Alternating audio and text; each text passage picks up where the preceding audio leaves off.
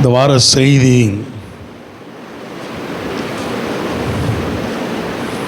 நம்ம இந்த 1 யோவான் புஸ்தகம் 4ஆம் அதிகாரத்தை நீங்கள் முழுவதும் வாசிப்பீர்கள் என்று சொன்னால் அதில் அநேக காரியங்கள் இந்த உலகத்தையும் உலகத்தில் உள்ளவர்களையும் ஜெயிப்பதற்கு பிரதானமான ஆயுதமாய் அன்பை குறித்து தெளிவு அதில் போடப்பட்டிருக்கிறது. உலகத்தையும் உலகத்தில் இருக்கிறவர்களும் ஜெயிப்பதற்கு நமக்கு அவசியம் அன்பு என்று அந்த புஸ்தகத்தில் முந்தின அதிகாரமும் சரி அதே அதிகாரத்திலும் சரி அநேக காரியங்கள் போடப்பட்டிருக்கு. இதை வைத்து செய்தியாய் ஆயத்தம் பண்ணி உங்களோடு கூட பேசுவதற்காய் ஒரு செய்தியை ஆயத்தப்படுத்த கர்த்தர் உதவி செய்தார். ஆனாலும் எனக்கு ஒரு முழுமையான ஒரு திருப்தி இல்லாத ஒரு சூழ்நிலை. அதை இந்த அரை மணி நேரத்திற்குள்ளே எனக்கு தெரியும், ஒரு 3/4 மணி நேரத்திற்குள்ளே அந்த செய்தியை என்னால் முடிக்க முடியலை. பொதுவாக ஒரு செய்தி முடித்தா ஒரு திருப்தி இருக்கும், ஓகே அப்படி இந்த டைரியை மூடும் பொழுது ஒரு ஹாப்பினஸ் வரும், ரைட் பார்த்துக்கலாம் கர்த்தர் பார்த்துக்குவார் அப்படிங்கிற ஒரு ஒரு ஒரு மனநிலை இருக்கும். ஆனால் அந்த செய்தியை என்னாலையும் முழுமையாக கம்ப்ளீட் பண்ண முடியலை. ஆனாலும் சரி 2-3 பாயிண்ட் நம்ம ரெடி பண்ணிடலாம் அப்படின்னு சொல்லி ரெடி பண்ணி முடிக்கும் பொழுது ஒரு முழுமையான ஒரு திருப்தி இல்லை. ஏன்னா அன்புங்கிறது ஒரு பெரிய ஒரு சப்ஜெக்ட். அதில் 1-2 வசனங்களை எடுத்து போதிக்கிறதுல அது எனக்கு அடியனுக்கு தனிப்பட்ட முறையில் அதில் நிறைய திருப்தி இல்லை. ஆனாலும் ஆண்டவர்கிட்ட ஜெபம் பண்ணிட்டு படுக்கும், ஆண்டவரே நம்முடைய சித்தம் ஒருவேளை இந்த செய்தியை எனக்கு தோணிச்சு வேத பைபிள் ஸ்டடி மாதிரி இல்லை கண்டினியூவாக ஒரு வாரம் ஒரு மாதம் முழுவதும் அந்த டாப்பிக்கில் தான் பேச முடியும். அப்படி பேசக்கூடிய சூழ்நிலையை வாய்க்கிற பொழுது இதை நான் சபை மக்களுக்கு போதிக்கிறேன். இல்லை உங்களுடைய சித்தமாக இருந்தால் இருக்கட்டும், இல்லை வேறு ஒரு செய்தியை நீங்கள் கொடுக்க சித்தமாக இருப்பீர்கள் என்று சொன்னால் என்னை எழுப்பி விட்ருங்க. பொதுவாக சில நேரத்தில் 4 மணிக்கு அலாரம் வச்சுட்டு படுப்பேன். இருக்கிற பலவீனத்துக்கெல்லாம் எந்திக்கிறது கிடையாது, அது இப்போ சாமாடிச்சுட்டு கிடக்கும். ஸோ நீங்கள் என்னை எழுப்பி ஒருவேளை நான் மறுபடியும் ஜெபத்தில் இருக்கும் பொழுது நீங்கள் உங்கள் சித்தமானால் நீங்கள் எழுப்பி விடுங்கப்பா, இல்லட்டா நான் எப்போதும் போல் ஆயத்தப்படுத்துகிற செய்தியை பகிர்ந்து கொள்கிறேன். இதுதான் ஆண்டவரிடத்திலே நான் கடைசியாக பண்ணின விண்ணப்பமாக இருந்தது. நித்திரைக்கு நேராய் சென்று விட்டேன். என்னால் ஒரு தரிசனம் என்று சொல்ல முடியாது, அல்லது கனவு என்று எனக்கு தெரியலை. ஆனால் அந்த தரிசனமோ கனவோ அதற்கு பிறகு அது ஆண்டவர் அனுமதித்து தான் அது வந்தது என்பதை என்னால் உணர முடிந்தது. ஒரு எமர்ஜென்சி வார்டு, ஒரு பெரிய ஹாஸ்பிட்டல், அங்கே நீங்களும் நானும் தான் டாக்டர். அதுதான் கொடுமை அந்த கனவில். நான் தான் சீஃப் டாக்டர், நீங்கள்லாம் நர்ஸு. சிலர் மூஞ்சி தெரியுது, சிலர் ஃபேஸ் தெரில, எல்லாம் நர்ஸுங்களாக இருக்கிறீங்க. கம்பவுண்டரு, அசிஸ்டன்ட் டாக்டர்ஸ் எல்லாருமே வெள்ளையும் சொல்லையுமா தான் இருக்கும் அந்த கனவில். கனவு தான், கனவாக தரிசனமோ எல்லாம் இருக்கும். ஆல்மோஸ்ட் எல்லாரோட ஃபேஸ் அதில் தெரியுது. அதில் எல்லா வேலைகளும் அந்த எமர்ஜென்சி வார்டுக்குள்ளே சில பேஷண்ட்ஸாக இருக்கிறீங்க, சிலர் பேஷண்ட்டாக இருக்கிறீங்க அந்த வார்டுக்குள்ளே. நான் உங்களுக்கு பொய்யலாம் சொல்ல அவசியம் இல்லை. அந்த இடத்துக்குள்ள ஒரே சவுண்டு, சச்சரவு, ஒரே போராட்டம், பயங்கரமாக. நர்ஸுங்க பழைய காலத்து நர்ஸாக தெரிஞ்சிங்க. பழைய காலத்து நர்ஸுன்னா பெரிய ஒரு கொண்டு வச்சுருப்பாங்க பின்னாடி, அந்த மாதிரி அந்த சீனில் வந்துச்சு. ஒருவேளை நான் சின்ன வயசில் அந்த மாதிரி நர்ஸை நிறைய பார்த்துருக்கேங்கிறதால அப்படி வந்துச்சான்னு தெரில. அந்த மாதிரி நர்ஸுங்க அப்படி இப்படி நிறையா doctors, assistant doctors, compounder, clean பண்ணுறவங்க எல்லாருமே அந்த இடத்துல அப்படி இப்படி ஒரு சிலர் பேஷண்ட்டை கூட்டு போகிறாங்க, சிலர் அழுகுறாங்க. ஒரு நர்ஸு போய் கத்துது, ஏம்மா நான் சொல்கிறத கேட்க மாட்டியா, மாத்திரையை கொடுமா, அப்படி இப்படி ஒரு ஒரு பிஸியான ஒரு ஹாஸ்பிட்டல். அந்த ஹாஸ்பிட்டலில் தான் நம்மெல்லாம் வேலை செய்கிறது போல் அந்த கனவில் இருக்குது. வேலை செய்கிறோம், அட்மிட் ஆகிருக்கிறோம், அப்படியே ஒரு கனவில் இருக்குது. அந்த பாத்ரூம் க்ளீன் பண்ணிவிட்டு ஒரு அம்மாவும் ஒரு ஐயாவும் பேசுகிறாங்க. அது நல்ல வேலை ஃபேஸில் வரல, அது வரைக்கும் சந்தோஷம். ஆண்டவர் சில காரியங்களை காட்ட மாட்டார் யாருன்ட்டு. ஒரு அம்மாவும் ஒரு ஐயாவும் க்ளீன் பண்ணிகிட்ருக்கு பேசிகிட்டு இருக்காங்க. எப்போ பார்த்தாலும் பிஸியாகவே இருக்குது இந்த இடம். எப்பண்டா சீக்கிரத்தில் வேறு வார்டுக்கு நம்மளை மாற்றவங்களும் எமர்ஜென்சி வார்டில் இருந்து ரொம்ப சுத்தமாக வைக்க சொல்கிறாங்க. 5 நிமிஷத்துக்கு ஒரு முறை நம்மளை க்ளீன் பண்ண சொல்கிறாங்க. அப்படியே எரிச்சலாக அவங்க 2 பேரும் பேசிகிட்டு இருக்கிறாங்க. அதோடு அந்த கனவும் அந்த தரிசனமும் என்ன செஞ்சாச்சு, முடிஞ்சிருச்சு. அது கனவோ தரிசனமோ எனக்கு தெரில. சரி, அதற்கு பிறகு டைம் பார்த்தா 2:45. சரி, கொஞ்ச நேரம் ஜெபம் பண்ணுவோம் அப்படின்னு சோம்பிட்டு இருக்கும் பொழுது ஆண்டவர் என்னிடத்தில் வெளிப்படுத்தின காரியம், இதுதான் நம்முடைய சபை, இதுதான் நம்முடைய சபை, இதுதான் சபையினுடைய சூழ்நிலை. நம்முடைய சபைக்கு ஆண்டவர் அதிகமாக யாரை அழைத்து கொண்டு வருகிறார் என்று சொன்னால், பயங்கரமாக தேவையுள்ளவர்கள், கைவிடப்பட்ட சூழ்நிலை, நெருக்கடி உள்ளவர்கள், கடைசி ஸ்டேஜ். நம்முடைய சபைக்கு அநேகருடைய சூழ்நிலைகள் எப்படி இருக்குன்னா, ஒவ்வொரு வார்டாக இருக்கும். அதுக்கு பிறகு நான் யோசித்து பார்த்ததை உங்கள்கிட்ட சொல்கிறேன். இது முடிஞ்சிருச்சு. அதுக்கு பிறகு என்ன விடுவீங்களா? நான் படம் வரைஞ்சி ஒரு ட்ராமாவே எழுதி முடிக்கிற ஆள் நான் உட்காந்து கற்பனையில் யோசித்து பார்க்குறேன். ஒரு வார்டு, ஒரு ஹாஸ்பிட்டல், ஒரு சில வார்டுக்கெலாம் போயிட்டிங்கன்னா டாக்டர்ஸுங்க ஃப்ரீயாக என்ன செய்வாங்க, இருப்பாங்க. அவங்க பேசாமல் உட்காந்துருப்பாங்க. நர்ஸுங்க ஃப்ரீயாக இருப்பாங்க, கமௌண்ட்டுக்கு ஃப்ரீயாக இருப்பாங்க. ப்ரைவேட் ஹாஸ்பிட்டல் போய்ட்டால் நல்லா காசை வாங்கி என்ன செய்யுது, சம்பாதிக்கலாம், ஃப்ரீயாக இருப்பாங்க. ஆனால் நமக்கு வந்த அந்த கனவில் எமர்ஜென்சி வார்டு ஒரே பிஸி. டாக்டர்கிட்ட இருக்கிற டென்ஷன் எல்லார்ட்டையும் காட்டி, எல்லோரும் டென்ஷன், எல்லோரும் கண்ணீர், எல்லாரும் அழுக. அப்போது இதுதான் நம்முடைய சபையாய் நான் யோசிக்கிற.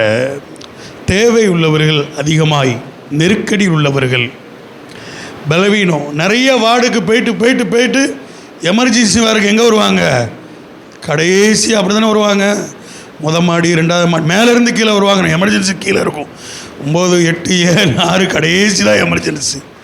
அதே போல் அநேக ஆண்டவர் கொடுத்த வாய்ப்புகள், ஆண்டவர் கொடுத்த சூழ்நிலைகள் எல்லாம் வேலை செய்யலை, அல்லது எல்லாம் முத்தி போய் கடைசி வர்ற இடம் எமர்ஜென்சி வார்டு. ஒருவேளை இந்த ஆண்டவர் இந்த ஊழியத்தை ஏன் எனக்கு கொடுத்துருக்காருன்னு தெரில. நித்திய ஜீவன்கிற தரிசனத்தை ஏன் கொடுத்தார் அப்படின்னு எனக்கு தெரியலை. கடைசி ஸ்டேஜ் தான் நித்திய ஜீவன். முடிவை தெரிந்தெடுக்கக்கூடிய ஒரு இடம்தான் உங்கள் வாழ்வா. எமர்ஜென்சிக்கு வந்தாச்சுன்னா ஒன்று உயிரோடு போகணும், இல்லைன்னா பணமாக தான் போகணும். 2ல் ஏதோ ஒன்று தான் நடக்கும். அந்த போல் நம்மை நம்பி ஆண்டவர் நம்ம எல்லாருக்கும் நம்பி ஒரு ஊழியத்தை கொடுத்துருக்கிறாரு.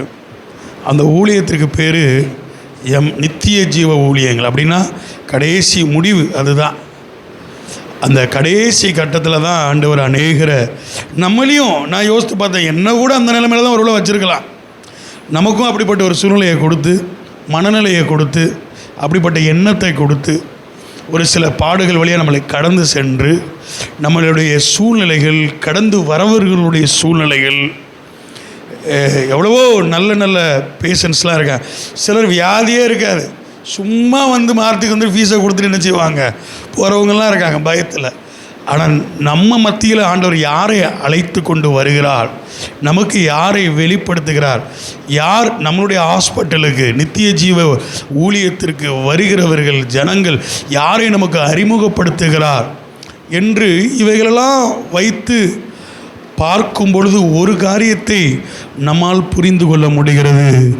உலகத்திலும் உலகத்தில் உள்ளவர்களிலும் தோல்வி அடைந்தவர்களாய் நாமும் நம்மை சார்ந்து வருகிறவர்களும் இருக்கலாம். ஆனால் ஆண்டவருடைய வாக்குத்தத்தம் மட்டுமே நினைவுக்கு வருகிறது, உலகத்தில் இருக்கிறவனிலும் நம் தேவன் பெரியவர். ஸோ நம்மளுடைய இந்த கடைசி காலங்களில், கடைசி நேரங்களில், அல்லது கடைசி சூழ்நிலைகளில் நாமும் இருக்கலாம், நம்மை நம்பியும் வந்திருக்கலாம். கர்த்தர் வாக்கு கொடுத்திருக்கிறார், அவர் பெரியவராய் இருந்து ஜெயத்தை கொடுக்கிறவராய் இருக்கிறார். ஸோ அந்த எமர்ஜென்சி வார்டு பிஸியாக தான் இருக்கும். அங்கு எமர்ஜென்சி வார்டுனாலே அங்கேயும் உள்ளேயும் கவலை, வெளியும் கவலை. ஆனால் ஜெயத்தை கர்த்தர் தருகிறவர் என்று நாம் விசுவாசிக்க வேண்டும். இந்த வருட ஆரம்பத்திலே கர்த்தர் நம்மோடு கூட பேசின வார்த்தை அதுதான். உபத்திரவம், சூழ்நிலைகள், நெருக்கடிகள், பலவீனங்கள், சோர்வுகள், அசதிகள், எவைகளே பிசாசு, எவைகளே ஆண்டவர் அனுமதித்தாலும் நம் மனநிலையிலே முடிவு பண்ண வேண்டியவர் ஜெயமோ கர்த்தரால் வரும். ஏனென்று சொன்னால் உலகத்தில் இருக்கிறவனிலும் நம்மில் இருக்கிறவர் பெரியவர். உங்களை உற்சாகப்படுத்துகிறார். இப்பொழுது நமக்கு கவலையாய் தோன்றக்கூடிய காரியங்கள் எல்லாம் அது ஜெயமாக விழுங்கப்படும், அது வெற்றியாக விழுங்கப்படும். இந்த எமர்ஜென்சி வார்டு என்பது எதற்காக அப்படின்னா நமக்காக அல்ல, எமர்ஜென்சியாக வருகிறவர்களுக்கு சுகத்தை கொடுப்பதற்கு, எமர்ஜென்சியாய் வருகிறவர்களுக்கு விடுதலை கொடுக்கக்கூடிய இடமாய். ஸோ இன்னையிலேருந்து நம்மெல்லாம் மருத்துவர்களாய் மாறணும், நம்மெல்லாம் விடுதலை கொடுக்கிறவர்களாய் மாறணும். வர்றவங்க சீக்கிரத்தில் விடுதலை அடைஞ்சு அவங்களும் மருத்துவர்களாக என்ன செய்யணும், மாறணும். இங்கே யாருமே விசுவாசி கிடையாது. இங்கே வர்ற ஒன்று பேஷண்ட்டாக வரணும், ஜெயிச்சுட்டு என்ன செஞ்சிடணும், டாக்டரை என்ன செஞ்சிடணும், மாறிடணும். அதுதான் ஆண்டவர் எனக்கு அந்த ஒரு காரியங்களை கற்றுக்கொள்வதற்கு எனக்கு அது உதவியாக இருந்தது. இன்னிலிருந்து நம்ம ஒரு ஃப்ரெஷ்ஷான ஒரு மனநிலைக்குள்ளே வரணும். எஸ், வந்தாச்சு, நித்திய ஜீவ ஊழியத்துக்குள்ளே என்ன செஞ்சாச்சு, எமர்ஜென்சி வார்டில் வேலை செய்கிறதுக்கு வந்தாச்சு. இதுக்கு பிறகு நார்மல் வார்டுக்கு போகணும்னா அது நம்ம கரங்களில் கிடையாது, அது ஆண்டவர் தான் என்ன செய்யணும், நினைக்கணும். இங்கே ஜீவனாக போகிறதும் ஆண்டவர் கையில் தான் இருக்குது. எப்படி இருந்தாலும் அது ஆண்டவருடைய கரம். வந்தாச்சு. நான் சொல்கிறேன், சோர்ந்து போகாமல், எதை குறித்தும் கவலைப்படாமல் உங்களுக்கு கொடுக்கப்பட்ட வேலையை, பணியை செய்யுங்கள். மீதம் உள்ளதை கர்த்தர் ஜெயமாய் பார்த்து கொள்வார். ஒருவருக்கு கூட தோல்வி கிடையாது. ஆனால் ஒரே ஒன்று தான், நீங்கள் ஆண்டவருடைய வார்த்தையை கேட்கணும், கீழ்ப்படிஞ்சு நடக்கணும், டாக்டர் சொல்லுகிறத கேட்கணும். அப்படி தானே? அப்படி சொன்னால் தான் அது ஜீவன். டாக்டர் ஒன்று சொல்கிறாருன்னா பயந்து நம்ம கேட்குறோம்ல, அதே போல் இங்கே சொல்லப்படுகிற ஆண்டுடைய வார்த்தைகளை நம்ம கீழ்ப்படிந்து நடந்து பேஷண்ட்டாக ஒரு வேளை இருந்தீங்கன்னா, உங்களுடைய மனநிலை எனக்கு தெரியாது, நீங்கள் பேஷண்ட்டாக ஃபீல் பண்ணிங்கன்னா அதிலிருந்து வெளியில் வந்து மறுபடி அநேகருக்கு சிகிச்சை கொடுக்குற இடத்துல நீங்கள் வரணும். ஒருவேளை நீங்கள் சிகிச்சை கொடுக்குற இடத்துல இருக்கிறவங்களா ஃபீல் பண்ணீங்களா, கவலைப்படாமல் கர்த்தருடைய வார்த்தை மேலே நம்பிக்கை வச்சு சிகிச்சையை கொடுப்போம், ஆண்டுடைய வார்த்தையை கொடுப்போம், ஜபத்தை கொடுப்போம், விசுவாசத்தை கொடுப்போம், கண்ணீரை கொடுப்போம், உபவாசத்தை கொடுப்போம், நம்மளுக்கு கொடுத்த ஞானத்தை கொடுப்போம், ஞான அறிவு வேத வெளிச்சத்தை கொடுப்போம், தைரியமாய் ஆலோசனை கொடுப்போம், வேத வார்த்தையினும் மருந்துகளை கொடுப்போம். இந்த எமர்ஜென்சி வார்டு கண்ணீரும் கம்பலுமான வார்டு கிடையாது. இங்கே வந்தவர்கள் அனைவரும் ஜெயம் பெற்று சொல்லக்கூடியவர்களாய் கர்த்தர் மாற்றப் போகிறார். இந்த புதிய வருஷத்தில் நம்ம கொடுத்த ஆண்டுடைய வாக்குத்தத்தமும் அதுதான். இந்த வருடத்தில் எவ்வளவு கேஸ் வந்தாலும் சரி, எவ்வளவு நபர்கள் வந்தாலும் சரி, அனைவரும் ஜெயமாய் கடந்து செல்ல ஆண்டவர் நமக்கு உதவி செய்வாராக. சோர்ந்து போகாமல் கர்த்தருடைய ஊழியத்தை, கர்த்தருடைய பணியை, கர்த்தருடைய வேலையில், சபையில் உங்களுக்கு கொடுத்துக்கிற பொறுப்பை அசதியாயிராமல் ஜாக்கிரதையாக நல்லா பர்ஃபெக்டாக நல்லா பண்ணுங்க. ஒரு சின்ன ஒரு பாட்டு பாட இருந்தால் கூட சிஸ்டர் சொன்னாங்க, விடிய விடிய விடிய விடிய பாலா பிரதர் என்ன செஞ்சுருக்கிறாரு, ப்ராக்டிஸ் பண்ணியிருக்கிறார். எப்படி தெரியும்லாம் கேட்காதீங்க. உங்களுக்கு கொடுக்கப்பட்ட பொறுப்பை நல்லா பண்ணுங்க, பெஸ்ட்டாக பண்ணுங்க. நல்லா ஒரு ஜபமாக இருந்தாலும் நல்லா பண்ண, சுருக்கமாக இருந்தாலும் நல்லா விசுவாசத்தில் இருக்கணும். பாட்டு பாட வாய்ப்பு கிடைக்கா ஏன்னா தானே செய்யாதீங்க. கர்த்தர் உங்களுக்கு கொடுக்க ஒரு இடத்துல எமர்ஜென்சி வார்டில் நீங்கள் இருக்கிறீங்க, இங்கே உண்மையாக பணி செய்ய வேண்டியது அவசியம், இங்கே உண்மையாய் வேலை செய்ய வேண்டியது அவசியம். சின்ன பிள்ளைங்க இப்போ யூத்துங்கெல்லாம் பாருங்கள், எனக்கு ரொம்ப பிடிச்சது அதுதான். அந்த பாட்டு 2 பாட்டு தான் பாடுறாங்க, ஆனால் அது பிரயாசம் எடுக்கிறத ஐ லைக் இட். நல்லா ப்ராக்டிஸ் பண்ணி உங்களுக்கு கொடுக்கக்கூடிய பொறுப்பை சபையில், அதே போல் வீடுகளில், வேலைகளில் செய்கிற இடத்துல எதுவாக இருந்தாலும் சரி பர்ஃபெக்டாக நல்லா நம்பிக்கையோடு விசுவாசத்தோடு கர்த்தருக்காய் நீங்கள் என்ன செய்யுங்க, பண்ணுங்க. ஏன்னா கொடுக்கப்பட்ட வேலை அப்படி எமர்ஜென்சி ஒர்க். அசதியாக செஞ்சிட்டோம்னா கர்த்தருக்கு பதில் சொல்லணும். கொடுக்கப்பட்ட வேலையில் உண்மையாக இல்லைன்னா கர்த்தருக்கு பதில் சொல்லணும். ஒருவருடைய மரணத்திற்கு நம்ம பதில் சொல்லணும். ஒருவருடைய ஆத்மாவிற்கு பதில் சொல்லணும். இங்கு விளையாட்டு வேண்டாம். இங்கு பெரிய ஒரு எமர்ஜென்சி வார்டாக நம்மளை பார்க்க வேண்டும். இந்த எமர்ஜென்சி வார்டுக்குள்ள மகிழ்ச்சி இருக்கணும், கவலையெல்லாம் மறக்கப்படணும், துன்பம் இருக்கணும், எல்லாமே இருக்கணும். ஆனால் அது எப்படி இருக்கணும்னா கர்த்தருக்குள் விசுவாசத்தில் எல்லாத்தையும் நம்ம செய்வோம். அதனால் பண்ணணும். நம்ம எல்லாரும் இணைந்து ஒரு பெரிய கர்த்தர் நமக்கு நியமிக்கப்பட்ட ஒரு சிறிய சபையாக இருந்தாலும் உங்களுக்கு கொடுக்கப்பட்ட பொறுப்பை நீங்கள் இங்கே விசுவாசியாக யாரும் கடந்து வராதீங்க. சீக்கிரத்தில் ஜெயத்தை பெற்று எல்லாரும் ஊழியம் செய்கிறவங்களாம் என்ன செய்யணும்? மாற வேண்டும். இந்த சபை இல்லை ஆரம்பத்துலேருந்து இன்னைக்கு வரைக்கும் என்னுடைய ஆசையும் அதுதான். இங்கே எல்லாரும் ஊழியம் செய்யணும். சின்ன பிள்ளைங்க கூட ஊழியம் செய்ய ஆரம்பிக்கணும், பாரப்பட ஆரம்பிக்கணும். எல்லாரும் சபையில் பொறுப்பை எடுக்கணும், நல்லா பர்ஃபெக்டாக பண்ணணும். ஆனால் சபைக்கு உள்ளே செய்யக்கூடாது மட்டும் ஊழியம் கிடையாது. சபைக்கு வெளியிலையும் நீங்கள் மனநிலை வைக்கணும். எல்லாமே உங்களுக்கு கொடுக்கப்பட்ட இடம். நல்ல கடைசி காலங்களில் ஆண்டவர் நம்மளை கொண்டு வந்திருக்கிறார். நமக்கு முன்பாக இருக்கிறவர்கள் கண்ணீரும் அது குறை கிடையாது. நான் யாராவது பலவீனமாக சபைக்கு வர்றவங்களோ அவங்கள கிண்டலாக நக்கலாக சொல்லலை. அவங்களுக்காய் கர்த்தரை துதிக்கிறேன். ஏன்னா அவங்க ஜெயத்தை பெறுவதற்காய் கர்த்தரை அழைத்து கொண்டு வந்திருக்கிறார். நம்ம ஹாஸ்பிட்டலில் நம்மளுடைய சபையை நம்பி கர்த்தரை அழைத்து கொண்டு வந்திருக்கிறார்.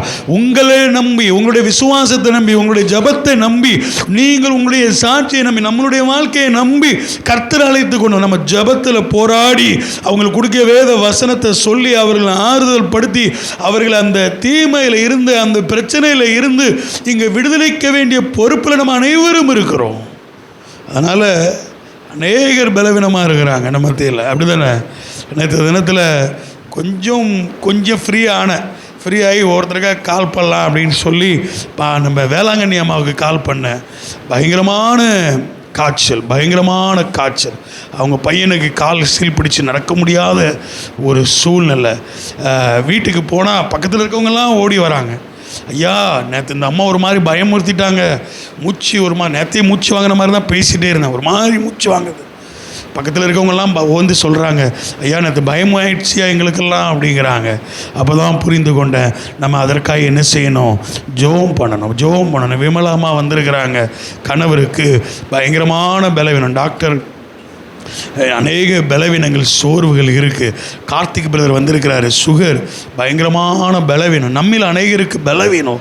ஆண்டவர் எதற்காக அவர்களை இங்கே அழைத்தோம்? இதை தான் ஆண்டவர் எனக்கு ரொம்ப கிளியராக, அது ஒருவேளை வேத வசனத்தின் மூலமாக சொன்னால் நான் புரிஞ்சிக்க மாட்டேங்கிறதுக்காக ஒரு கனவு மூலமாக சொன்னாரான்னு தெரியலை. நான் அதற்கு பிறகு நிறைய காரியங்கள்லேருந்து ஒரு தெளிவான மனநிலைக்கு வந்தேன். நம்ம நல்ல போல்டாக இருக்கணும், பர்ஃபெக்டாக இருக்கணும், நீட்டாக இருக்கணும். கர்த்தருடைய காரியங்களை அசதியாக சோர்வாக நம்ம இருக்கக்கூடாது. ஏனென்று சொன்னால் ஆல்ரெடி ஆண்டவர் நமக்கு வாக்கு கொடுத்திருக்கிறார். ஏனெனில் நாம் அவர்களை ஜெயித்திருக்கிறோம். எவர்களை? உலகத்திற்கு உரியவைகளை ஜெயித்திருக்கிறோம். நம் தேவன் பெரியவர். நீங்கள் சபையில் எவ்வளோ பர்ஃபெக்டாக கரெக்டாக உங்களுடைய காரியங்களை நீங்கள் ஈடுபடுறீங்களோ, கர்த்தருடைய காரியம் உங்களுடைய வேலைகளில், வேலையால் கூலிக்கு பார்த்து உங்களுடைய உங்கள் வேலையில் சபையில் கர்த்தருடைய காரியங்களில் உங்களுக்கு கொடுக்கப்பட்ட பொறுப்பை எவ்வளோ உண்மையாக கரெக்டாக நீங்கள் செய்கிறீங்களோ அந்த அளவிற்கு கர்த்தர் இந்த வருடம் உங்களை ஆசீர்வாதமாய் அவர் நடத்துவார். இதுதான் ஆண்டவர் நமக்கு இன்றைக்கு கொடுக்கக்கூடிய ஒரு பெரிய காரியம். ஸோ நீங்கள் எவைகளை செய்தாலும் தேவனுடைய நாமத்தின் மகிமைக்காக இன்னும் பர்ஃபெக்டாக நம்ம என்ன செய்யலாம்? கர்த்தருக்காக, ஊழியத்திற்காக. இந்த சின்ன பிள்ளைங்க மாதிரி நம்ம எண்ணங்கள், சிந்தனைகள், ஒரு டாக்டர்ஸ், நம்மளுடைய மனநிலையில் டாக்டர்ஸ் அப்படின்னு நீங்கள் உங்களை மனநிலை கூட நம்ம டாக்டர் என்ன பேசுவாங்க, டாக்டர் எப்படி பேசுவாங்க, அப்படியே பேஷண்ட் சீரியஸாக இருந்தால் கூட டாக்டர் தைரியமாக நிற்பாங்க, பயப்படாதீங்கன்னு சொல்லுவாங்க. மரணத்தை அறிவிக்கிறதா இருந்தால் கூட அது தைரியமாக சொல்லுவாங்க, தைரியமாக இருப்பாங்க. நம்மெல்லாம் தைரியமாக இருக்கணும். நம்ம சின்ன பிள்ளைங்க இருட்டுக்கு பயப்படுவாங்க, ஒரு பிரச்சனை வந்தால் பயப்படுவாங்க, ஒரு கரண்ட் போயிடுச்சுன்னா பயப்படுவாங்க. இந்த மாதிரி பயப்படக்கூடியவங்களாக நம்ம இருக்கக்கூடாது. விசுவாசத்தில் போல்டாக ஸ்ட்ராங்காக எல்லாத்தையும் நீங்களும் நானும் என்ன செய்யணும்? எதிர்கொள்ளுங்கள். ஏனென்று சொன்னால் உலகத்தில் இருக்கிறவரிலும் நம்மில் இருக்கிறவர் பெரியவர். அல்லேலூயா. யார் உன்னை கைவிட்டாலும் இயேசு கைவிட மாட்டார். யார் உன்னை கைவிட்டாலும் இயேசு கைவிட மாட்டார். கைவிட மாட்டார். கைவிட மாட்டார். கைவிடவே இயேசு கைவிடவே மாட்டார். தாயும் அவரே, தந்தையும் அவரே. தாயும் அவரே, தந்தையும் அவரே. தாலாட்டுவா அவர் சீராட்டுவா. தாலாட்டுவா அவர் சீராட்டுவா. யார் உன்னை இயேசு கைவிட மாட்டார். யார் உன்னை கைவிட்டாலும் இயேசு கைவிட மாட்டார். வேதனை துன்பம் நெருக்கும் போதெல்லாம், வேதனை துன்பம் நெருக்கும் போதெல்லாம் வேண்டிடுவேனே, காத்திடுவாரே. வேண்டிடுவேனே. யார் என்னை கைவிட்டாலும் இயேசு கைவிட மாட்டார். யார் என்னை கைவிட்டாலும் இயேசு கைவிட மாட்டார். எனக்காகவே மனிதனானா, எனக்காகவே எனக்காகவே பாடுபட்டாரே. எனக்காகவே பாடுபட்டாரே. யார் என்னை கைவிட்டாலும், யார் என்னை கைவிட்டாலும் இயேசு கைவிட மாட்டார். மார்க் எழுதின சுவிசேஷ புஸ்தகம் 9ஆம் அதிகாரம் 21-22. கொஞ்சம் ஃபாஸ்ட்டாக நான் பேசுகிறேன், தவறாக புரிஞ்சு கொள்ளாதீங்க. மார்க்கு 9ஆம் அதிகாரம் 21-22 கடகடன் வாசி. சரி, இது இவனுக்கு உண்டாகி எவ்வளவு காலமாயிற்று என்று கேட்டார். அதற்கு அவன், சிறு வயது முதற்கொண்டே உண்டாயிருக்கிறது. இவனை கொல்லும்படிக்கு அது அநேக தரம் தீயிலும் தண்ணீரிலும் தள்ளிற்று. நீர் ஏதாகிலும் செய்யக்கூடுமானால் எங்கள் மேல் மனதிறங்கி எங்களுக்கு உதவி செய்ய வேண்டும். நமக்காக மனிதனாக இயேசு கிறிஸ்து அவதரித்த அந்த நாட்களிலே நடந்த ஒரு உண்மை சம்பவம் தான். வேதத்தில் அநேக விதமாக இயேசுவினிடத்தில் விண்ணப்பத்தை செலுத்தியிருக்கிறார்கள். உம்மால் கூடுமானால், உமக்கு சித்தமானால் நீர் இருந்திருப்பீர்கள் என்று சொன்னால், இப்படி அநேக ரிக்வெஸ்ட்டை கர்த்தரிடத்தில் இயேசு கிறிஸ்துவிடத்தில் நேரடியாய் விண்ணப்பம் பண்ணினாலும் இந்த மனிதன் சொல்லுகிறான், ஆண்டவரே நீர் ஏதாகிலும் செய்யக்கூடுமானால் என் மேல் மனமிறங்கி உம்மால் என்ன செய்ய முடியுமோ எங்களுக்கு உதவி செய்யும். நீங்கள் இந்த உதவி செய்ய அந்த உதவியெல்லாம் இல்லைப்பா, எனக்கு அந்தளவுக்கெல்லாம் விசுவாசம் இல்லை, ஆனால் நீர் மனதிற்கும் உள்ளவர் என்பதை நான் அறிந்திருக்கிறேன்.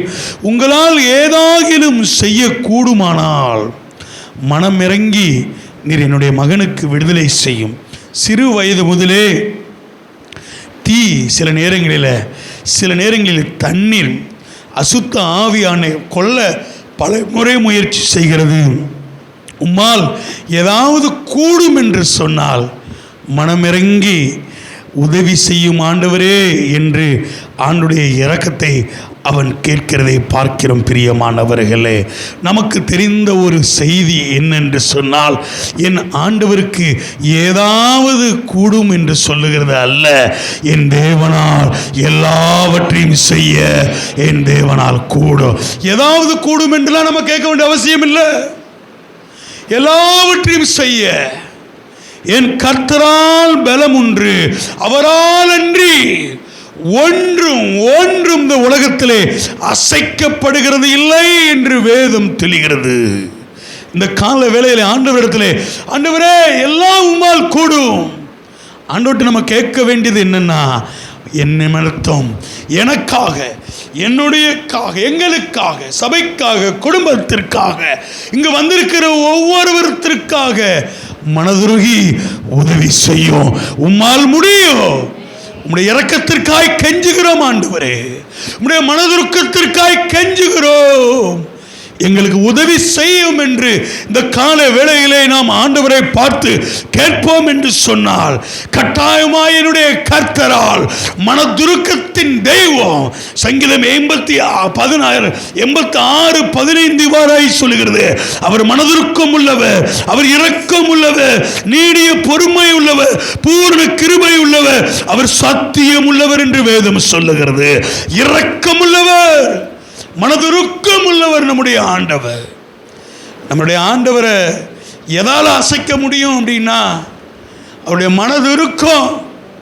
அவரை கூட சில நேரத்தில் பொய்யா ஆக்கிறோம். நான் அநேக நேரம் சொல்லியிருக்கிறேன், நிறைய மெசேஜில் நான் சொல்லியிருக்கிறேன்.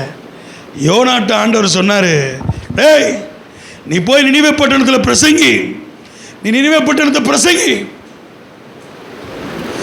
40 நாளைக்குள்ள அந்த பட்டணத்தை நான் அழிக்க போகிறேன். நினிவே பட்டணம் என்கிறது அவர்கள் எதிரிகளுடைய தேசம், அசரிய தேசம், இஸ்ரவேல் ஜனங்களுக்கு விரோதமாய் வஞ்சிக்கிறவர்கள் வாழ்கிறவருடைய தேசம். யோனாவுக்கு ரொம்ப சந்தோஷம், அவன் செத்தா சாகட்டும், எதிரி தானே அப்படின்னு சொல்லி தர்சீசுக்கு போகிறான். ஆண்டவர் தட்டி எழுப்பி, போடா நினிவேக்கு. அவனுக்குள்ள ஒரு உயிர் பயத்தை கொடுத்து அவனை மனம் திரும்ப வச்சு நினிவே பட்டணத்துக்கு அனுப்பி 40 நாளில் இந்த பட்டணம் அழியப் போகிறது என்று அவன் பிரசங்கிக்கிறான். ஆண்டவர் எவ்வளோ நல்லவர் தெரியுமா? அவருடைய மனம் திரும்புதலை ஆண்டவர் பார்க்கிறார், ஜனங்களுடைய கிரியைகளை பார்க்கிறார், கண்ணீரை பார்க்கிறார், அழுகையை பார்க்கிறார். அந்த சொல்கிறான் யோனா 4ஆம் தேசத்தில் அந்த அழிவிலிருந்து பாதுகாத்த அந்த ஒரு வசனம் மட்டும் எனக்கு ரொம்ப கவர்ந்தது.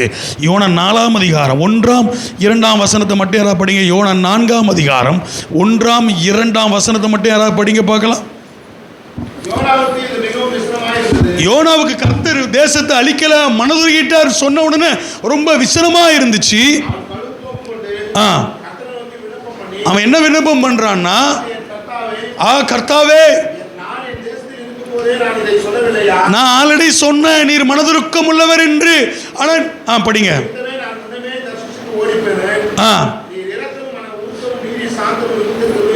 நீர் இரக்கம், மனதுருக்கம், நீடிய சாந்தம் உள்ளவர், தீங்குக்கு மனஸ்தாபப்படுகிறவர். யோனா அறிக்கை எடுக்கிறான், எனக்கு முன்னாடியே தெரியும் நீர் இந்த தேசத்தை அழிக்க மாட்டீங்கன்னு. எனக்கு முன்னாடியே தெரியும் நீர் தீங்குக்கு மனஸ்தாபப்படுகிறவர் என்று. எனக்கு முன்பாகவே தெரியும் பல்லுக்கு பல் என்று நீங்கள் இறக்க மாட்டீங்க என்று. பழைய ஏற்பாட்டு காலம்தான். எனக்கு முன்பாகவே தெரியும் நீர் இரக்கம் உள்ளவர், மனதுருக்கம் உள்ளவர் என்று எனக்கு தெரியும்.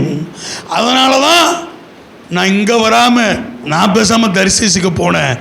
என்னை இங்கே வர வச்சு என்ன அசிங்கப்படுத்துறீங்களான்னு கேட்குறாரு. அங்கே ஒரு தீர்க்கதரிசி, கள்ள தீர்க்கதரிசி என்று பெயர் வாங்குகிறான். ஆண்டவருடைய வார்த்தை பொய்யாய் போகிறது. எல்லாவற்றை விட தேவனுடைய மனதுருக்கம், இரக்கம் மகா பெரியது. பிரியமானவர்களே, அவன் எப்படி சொல்றான் பாருங்க. எதிரிகளாகவே இருந்தால், கர்த்தருக்கு பயப்படாதவர்களாகவே இருந்தால், நம்ம உண்மையாய் நம்முடைய பாவங்களை விட்டு, உண்மையாய் நம்முடைய அக்கிரமங்களை விட்டு, உண்மையாய் மனம் திரும்பி, உண்மையாய் கண்ணீர் சிந்தி, உண்மையான மனம் திரும்புதல், உண்மையான பாவ மன்னிப்பு, உண்மையான நீங்கள் கர்த்தரிடத்தில் அறிக்கை இடுவீர்கள் என்று சொன்னால், அநேகர் மனுஷன் முன்னாடி போய் உட்கார்ந்து அழுதுட்டு இருப்பான், ஆனால் கர்த்தர்கிட்ட மன்னிப்பு கேட்க மாட்டான். கர்த்தரிடத்தில் நீங்கள் கண்ணீர் சிந்தி, ஆண்டவரே பாவியாகிய என் மேல் கிருபையாயிரும், பாவியாகிய எங்கள் மேல் கிருபையாயிரும், பாவியாகிய எங்கள் மேல் கிருபையாயிரும் என்று உண்மையான மனம் திரும்புதல். உங்களுடைய நீதியை, உங்களுடைய நியாயத்தை தூக்கி குப்பையில் போட்டுட்டு, மற்றவங்க மேலே சொல்கிற குறைகளெல்லாம் குப்பையில் போட்டுட்டு, என்னுடைய மீறுதல், என்னுடைய அக்கிரமங்கள், என்னுடைய சூழ்நிலைகளுக்காக, உங்களுடைய சூழ்நிலைகளுக்காக உண்மையாகவே நீங்களும் நானும் கர்த்தரிடத்தில் இணைவோம் என்று சொன்னால், கர்த்தரிடத்தில் கெஞ்சுவோம் என்று சொன்னால், உங்களுக்கு முன்பாக இருக்கக்கூடிய அழிவை நீக்கி, மரணத்தை நீக்கி, எல்லாவற்றையும் நீக்கி கர்த்தரால் ஜெயம் கொடுக்க முடியும். ஏனென்று சொன்னால் அவர் மனதுருக்கம் உள்ள ஒரு நல்ல ஆண்டவர். அவர் தீங்குக்கு மனஸ்தாபப்படுகிறவர். ஆனால் அவர் மனஸ்தாபப்படுகிற அளவிற்கு நம்ம நடந்துகிறது கிடையாது. அவர் மனஸ்தாபப்படுகிற அளவிற்கு நம்ம பேசுறது கிடையாது. அவர் மனதுருகப்படுகிற அளவிற்கு, நம்ம மேல இறக்கப்படுகிற அளவிற்கு நாம் அனுமதிக்கிறது கிடையாது. மனதுருக்கம் வரணும். யோனா அழிவுன்னு சொன்ன உடனே யோனாட்ட போய் அவங்க நிக்கல. அந்த ஜனங்கள் தீர்க்கதரிசியை நாடி போகல. அந்த ஜனங்கள் தேவனை தேடி போனார்கள். நம்ம அழிவு வந்துச்சுன்னா, பிரச்சனை வந்துச்சுன்னா தேவனிடத்தில் போக வேண்டும். தேவனிடத்தில் நீங்கள் நானும் செல்ல வேண்டும். தேவனிடத்தில் இரக்கத்தை பெற வேண்டும். என்னிடத்தில் நீங்கள் இரக்கத்தை பெற முயற்சி செய்வீர்கள் என்று சொன்னால், மனிதரிடத்தில் இரக்கத்தை பெற முயற்சி செய்வீர்கள் என்று சொன்னால், மனிதர்களிடத்தில் ஒரு ஒரு ஒரு ஒரு ஒரு ஒரு ஒரு ஒரு ஒரு ஒரு பார்வையை உங்கள் பக்கம் திருப்ப நாம் முயற்சி செய்வோம் என்றால் அது அற்ப பிரயோஜனம் உள்ளது. அது அற்ப பிரயோஜனம் உள்ளது. அநேக நேரங்களில் அப்படியே மனுஷங்க நம்மளை பார்த்து பாவப்படணும், மனுஷங்க நம்மளை பார்த்து இறங்கணும். என்ன செஞ்சிருவாங்கன்னு நினைக்கிறீங்க? மனுஷங்க நமக்கு இறங்கி என்ன செய்வாங்க? அவர்களால் முடிந்த அளவிற்கு நம்மளை நேசிப்பார்கள், அவர்களால் முடிந்த அளவிற்கு நமக்கு உதவி செய்வார்கள். ஆனால் உண்மையான விடுதலை, உண்மையான ஆசீர்வாதம், யோனா தீர்க்கதரிசிட்ட போய் அவங்க நிற்கல. அவங்க நின்னது கர்த்தரிடத்தில் போய் நின்னாங்க. அப்படியே ரெட்டு உடுத்துறாங்க, அழுகிறாங்க, கண்ணீர் வடிக்கிறாங்க, வேறு என்னெல்லாமோ பண்ணுறாங்க. ஒன்னே ஒண்ணுதான், கர்த்தரிடத்தில் இரக்கத்தை பெற்றுக்கொள்ள இந்த வேத வசனம் சொல்லுகிறது. இரக்கத்துமுள்ள நல்ல ஒரு ஆண்டவர் நம்முடைய ஆண்டவர். இரக்கத்தை பெற்றுக்கொள்ள நீங்களும் நானும் இதுவரைக்கும் என்ன செய்திருக்கோம்? கர்த்தரிடத்தில் இரக்கத்தை பெற்றுக்கொள்ள நீங்களும் நானும் செய்தது என்ன? உங்களுடைய கண்ணீர் இதுவரைக்கும் தேவனுடைய சமூகத்தில் ஊற்றப்பட்டு இருக்கா? தேவனுக்காக பரிசுத்தமாய் வாழ முயற்சி செய்து பல தியாகங்களை பண்ணியிருக்கிறீர்களா? தேவனுக்காக இந்த காரியத்திலே நான் இருப்பேன் என்று வைராக்கியமாக எவைகளாவது இருந்திருக்கிறோமா? நாம் பிராயசித்தம் செய்வதற்கு நீங்களும் நானும் செய்த கிரியை என்ன?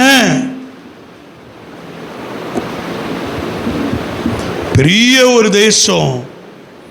ஆண்டவர் நம்மோடு கூட போய் இரக்கமுள்ளவரை அப்படியே அவருடைய இரக்கத்தை பெற்றுக்கொள்வதற்கு எவ்வளவு நமக்கு வாய்ப்பு, எவ்வளவோ வாய்ப்பு இருக்கு.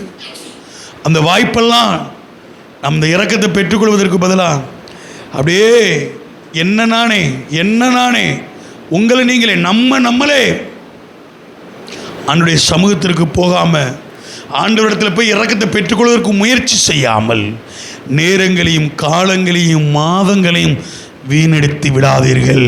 என்னால் அன்றி உங்களால் ஒன்றும் செய்ய இயலாது. தேவனால் அன்றி, தேவனுடைய இரக்கம் இல்லாமல், அவருடைய மனதுருக்கம் இல்லாமல், அவருடைய நீடிய பொறுமை இல்லாமல் நம்மால் ஒன்றும் செய்ய முடியாது. கர்த்தரிடத்தில் செல்லுங்கள். இரக்கத்தை பெற்றுக்கொள்வதற்கு கர்த்தரிடத்தில் கேளுங்கள், அழுவுங்கள், போராடுங்கள், ஜெபியுங்கள். இரக்கமாயிரும். அந்த மகன் சொல்றா, அந்த மகன் ஒரே ஒரு மகன், அந்த சம்பவத்தில் நம்ம படிக்கும் ஒரே ஒரு மகன் துக்கமாய் அடக்க ஆராதனைக்கு செல்லக்கூடப்படிய கடைசி பயணத்தில் அந்த மனிதன் இருக்கிறான். கடைசியாக ஒரு வாய்ப்பு, எமர்ஜென்சி. அதுக்கு பிறகு அந்த செய்தி, எமர்ஜென்சி, கடைசி சாய்ஸ், மரித்து விட்டு இல்லை. அது அடுத்த சம்பவம் சொல்கிறேன். இங்கு அவன் போராடி கொண்டிருக்கிறான். Emergency, emergency, emergency. எல்லாரும் கைவிடப்பட்ட நிலைமையில், இந்த எமர்ஜென்சியான நேரத்தில் ஆண்டவரே மனதுருகி உதவி செய்யும் என்று அவன் கேட்டதை நீங்களும் நானும் நினைவு கூற வேண்டும். இந்த கால வேளையில் நீங்களும் நானும் செய்ய வேண்டிய ஒரு காரியம், அவருடைய இரக்கத்தை எப்படி பெற ஆண்டவரை என்ன செய்தாவது, அது நீங்கள் அழுவீங்களா, அது நீங்கள் ஃபாஸ்டிங் இருந்து ஜெபம் பண்ணுவீங்களா, இல்லை உங்களுடைய வாழ்க்கையில் பரிசுத்தத்தில் உச்சத்துக்கு நீங்கள் போகிறதுக்கு முடிவு எடுத்துட்டீங்களா, அது எனக்கு தெரியாது, அது நமக்கு தெரியாது. ஆனால் கர்த்தருடைய இரக்கத்தை சம்பாதித்து கொள்ள என்ன வேண்டுமானாலும் செய்யுங்கள். அவருடைய கிருபையை சம்பாதிப்பதற்கு உங்களுக்கு தெரிந்த ஆவிக்குரிய வாழ்க்கையை வாழுங்கள். உங்களுக்கு தெரிந்த வேத வெளிச்சத்தின்படி அதற்கு முழுமையாய் வாழுங்கள். வேத சத்தியத்திற்கு கீழ்ப்படிந்து முழுமையாய் வாழுங்கள். உங்களுக்கு முன்பாகவும் எனக்கு முன்பாகவும் இருக்கிறது கடைசி காலகட்டம். இவை எமர்ஜென்சி நாட்களிலே வசித்து கொண்டிருக்கிறோம். உனக்கு நியமிக்கப்பட்ட இந்த நாளிலேயாவது, ஆண்டவருடைய கடைசி பயணத்தில் சொல்றார், இந்த நாளிலேயாவது மனம் திரும்புவதற்கு ஏற்ற கடைசி காலங்கள், கடைசி நேரங்கள், உபத்திரவத்தின் உச்சகட்டம் என்று ஆண்டவர் நம்மோடு கூட பேசி இருக்கிறார். இந்த வருடத்தின் ஜெயம் சுதந்திரித்துக் கொள்வதற்கு முன்பு உபத்திரவத்தின் உச்சம், பலவீனத்தின் உச்சம், போராட்டத்தின் உச்சம். ஆனால் இதை நாம் தாங்குவதற்கு, சகிப்பதற்கு, ஜெயம் பெறுவதற்கு நமக்கு அவசியம் தேவனுடைய இரக்கம். ஒரு வசனத்தை கடகடன் படிங்க. பிலிப்பியர் 2:27 பிலிப்பியர் 2:27 பிலிப்பியர் 2. அவர் வியாதிப்பட்டு அவன் மரணத்திற்கு சமீபமாய் இருந்தது மெய்தான், ஆனாலும் தேவன் அவனுக்கு இறங்கினார். துக்கத்தின் மேல் துக்கம் உண்டாகாதபடிக்கு எனக்கும் இறங்கினார். அவர் இறங்கி வரக்கூடிய நல்ல ஆண்டவர். மரணத்திற்கு பவுலுடைய குறித்து சொல்லப்பட்டிருக்கு, அவன் மரணத்துக்கு ஏதுவாக இருந்தான், ஆனால் கர்த்தர் இறங்கினார். துக்கத்தின் மேல் துக்கம் வராதபடிக்கு மனமிரக்கமுள்ள நல்ல ஆண்டவர் நம்முடைய ஆண்டவர். துக்கம் வாழ்க்கையினுடைய ஒரு பகுதி. ஆனால் இன்று ஆண்டவர் நமக்கு வாக்குப்படுகிறார், துக்கத்தின் மேல் துக்கம் சேராதபடிக்கு மனதுருக்கம் உள்ள நல்ல ஆண்டவர் இந்த கால வேளையிலே நம்மத்திலே அவர் இருக்கிறார். துக்கத்தின் மேல் துக்கத்தை பெற்றுக்கொள்ள அவர் நமக்கு விருப்பம் படம் அல்ல. திராணிக்கு மேல நீங்கள் துக்கமடைய அவருக்கு விருப்பம் அல்ல. தாங்க முடியாத துக்கமடைய அவருக்கு விருப்பம் இல்லை. உங்களால் எதிர்கொள்ள முடியாத துக்கத்தை பெற்றுக்கொள்வதற்கு அவருக்கு விருப்பம் இல்லை. துக்கத்தின் மேல் துக்கத்தை நீங்கள் சுமக்க அவருக்கு விருப்பம் இல்லை. உங்களுடைய துக்கத்திற்கு ஒரு முடிவை கொடுக்கக்கூடிய ஒரு நல்ல ஆண்டவர் நம்முடைய ஆண்டவர். துக்கம் அனைவருக்கும் பொதுவானது. சில வசனங்களை நம்ம கடகடன் வாசிக்க முடியாது. ஆபிரகாம் 21:11 ஆபிரகாமை குறித்து சொல்லப்பட்டிருக்கு. அவன் மிகவும் துக்கம் அடைந்தான்.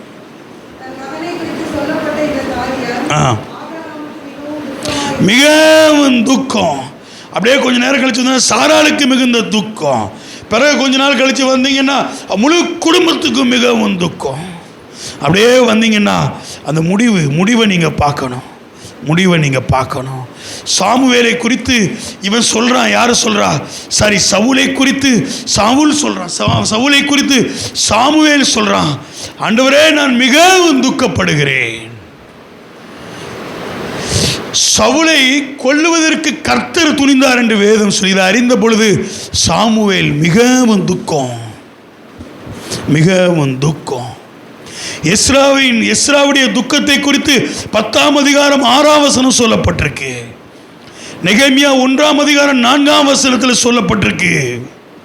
தேவனுடைய பிள்ளைகள் எல்லா இடங்களிலும் துக்கத்தை சுமந்து திரிகிறவர்களாய் வாழ்கிறார்கள். அது நிஜம்தான். ஒவ்வொருத்தருக்கும் ஒவ்வொரு சூழ்நிலை, துக்கம் துக்கம் துக்கம். ஆனால் இந்த கால வேளையிலே துக்கத்தின் மேல் துக்கம் அடையாதபடிக்கு கர்த்தருடைய வார்த்தை கடந்து வருகிறது. நீங்களும் நானும் விசுவாசிப்போம் என்று சொன்னால் உங்களுடைய துக்கமும் என்னுடைய துக்கத்தையும் கர்த்தர் இந்த கால வேளையிலே சந்தோஷமாய் மாற்ற முடியும்.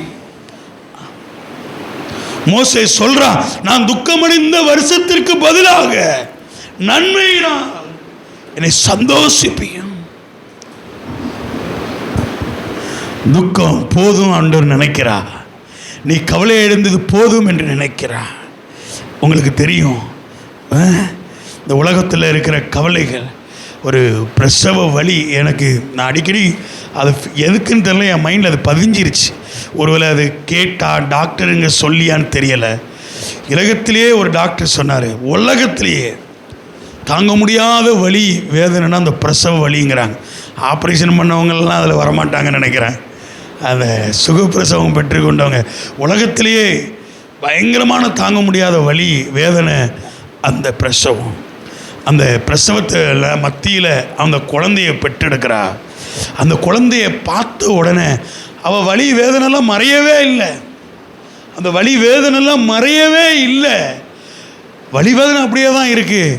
ஆனால் அந்த குழந்தைய பார்த்த உடனே அந்த வலி வேதனைலாம் மறைந்து அந்த தாய் மகிழ்ச்சி அடைகிறாள்.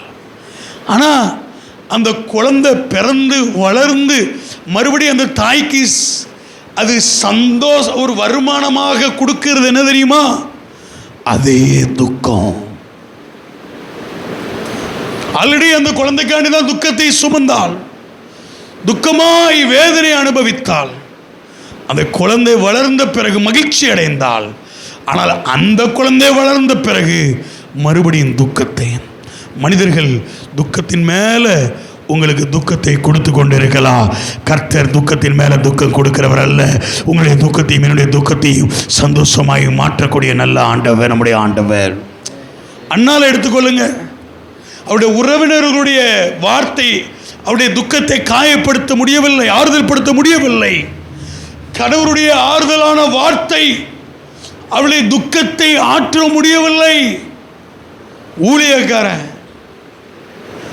ஊழியக்காரனுடைய வார்த்தை இன்னும் அதிகமாக அவளை துக்கப்படுத்தியது. ஆனால் கர்த்தர் முடிவு பண்ணினார் அவருடைய துக்கத்தை ஆனந்த களிப்பாய் மாற்றுவதற்கு. இதுக்கு மேல துக்கத்தை கொடுக்க விருப்பமில்லை.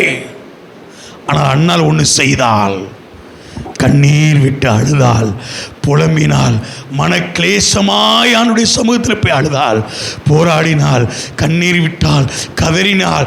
பைத்தியக்காரி என்று சொன்னார்கள். நீ வந்து என்னது மதுபானம் அறிந்திருக்கிறாய் என்று சொன்னார்கள்.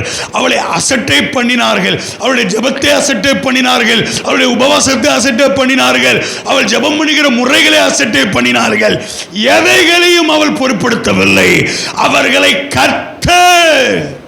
மனிதர் பாஸ்டர் பார்க்கிறான், நீ ஜோம் பண்றது சரி கிடையாது, இப்படிலாம் ஜோம் பண்ண ஆண்டவர் கேட்க மாட்டாரு, பார்க்கறதுக்கு நீ மது அருந்திட்டு ஜோம் பண்ணது போல இருக்கு, இந்த ஜெபம் வேதத்திற்கு புறம்பான ஜெபம்.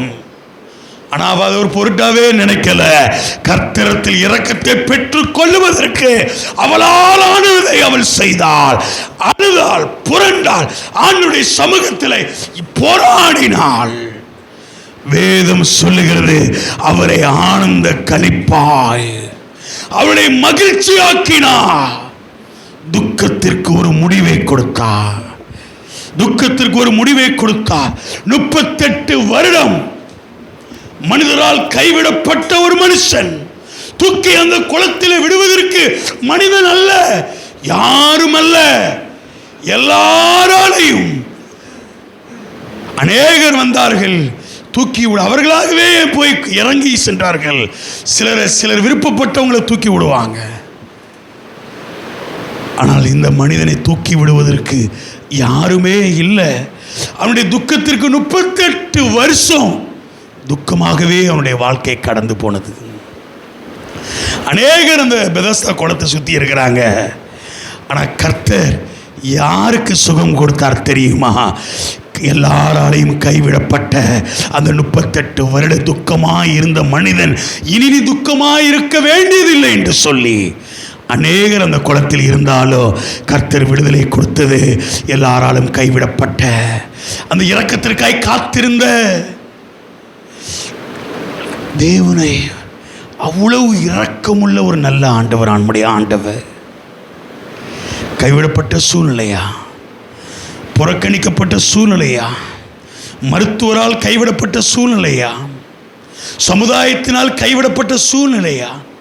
சிலரை சபை கூட கைவிட்டுரும், சிலரை ஊழியக்காரங்க கைவிட்டுருவாங்க, சிலரை குடும்பம் கைவிட்டுரும், சிலரை வேலை ஸ்தலம் கைவிட்டுரும், சிலரை ஸ்கூல் கைவிட்டுரும், காலேஜ் கைவிட்டுரும். இதெல்லாம் ஸ்கூல் கைவிட்டுட்டாங்க. அப்படி தானே? நான் படித்த ஸ்கூலுக்கு வந்து கேட்டால் தான் தெரியும், உங்களுக்கு புரியாது. இவன்லாம் பாஸ் ஆக மாட்டான் அப்படின்னு என்னை கைவிட்டுட்டாங்க, இவன் ஃபெயில் ஆயிடுவான்னு சொல்லி கைவிட்டுட்டாங்க.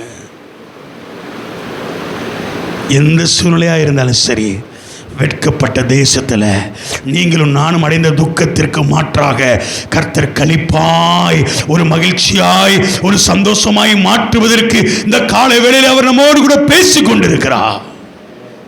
ஒரே ஒரு ரிக்வெஸ்ட் தான், நீங்கள் இப்படி இருங்க அப்படி இருங்கெல்லாம் நான் சொல்லலை. உங்கள் எல்லாருக்கும் வேத வசனம் தெரியும். ஆண்டவர்கிட்ட இரக்கத்தை பெற்றுக்கொள்வதற்கு என்ன செய்ய ஆண்டவர் உங்களோடு கூட பேசுகிறாரோ அதை செய்யுங்கள். ஆண்டவரிடத்தில் இரக்கத்தை பெற்றுக்கொள்வதற்கு என்ன செய்ய ஆண்டவர் உங்களோடு கூட. சிலருக்கு ஜெபம் பண்ணும்படியாய் பேசுவா, சிலருக்கு சில தவறுகளை விட்டுவிடும்படியாய் பேசுவா, சிலருக்கு உதவி செய்யும்படியாய் பேசுவா, சிலருக்கு உபவாசம் இருக்கும்படி பேசுவா, சிலருக்கு ஆண்டவருடைய வார்த்தையை காத்திருக்கும்படி செய்வா, சிலருக்கு அநேக காரியம். நான் ஆண்டவர்கிட்ட சொன்னேன், அப்போ அந்த 3/4 மணி நேரத்துலலாம் என்னால் போதிக்க முடியாது. கடைசி ஜெபத்தில் நீங்கள் பேசுங்க, எல்லார்ட்டையும் நீங்கள் பேசுங்க. என்ன செய்யுங்க? இரக்கத்தை எண்ணத்திலேயாவது, வேற வழி இல்லை. அதட்டுவாங்க, சத்தமிடாத அதட்டுவாங்க, இன்னும் அதிகமாய் சத்தமாய், தாவீதின் குமாரனே மனமிரங்கு. எந்த அதட்டலுக்கும், எந்த மனிதனுடைய வார்த்தைக்கும், எந்த சூழ்நிலைக்கும் பயப்படாமல் அவரிடத்தில் இரக்கத்தை கேட்போம். கர்த்தருடைய ஆசீர்வாதத்தை, சந்தோஷத்தை, உங்கள் துக்கம் சந்தோஷமாய் மாறும். கர்த்தர் உங்களை ஆசீர்வதிப்பாராக.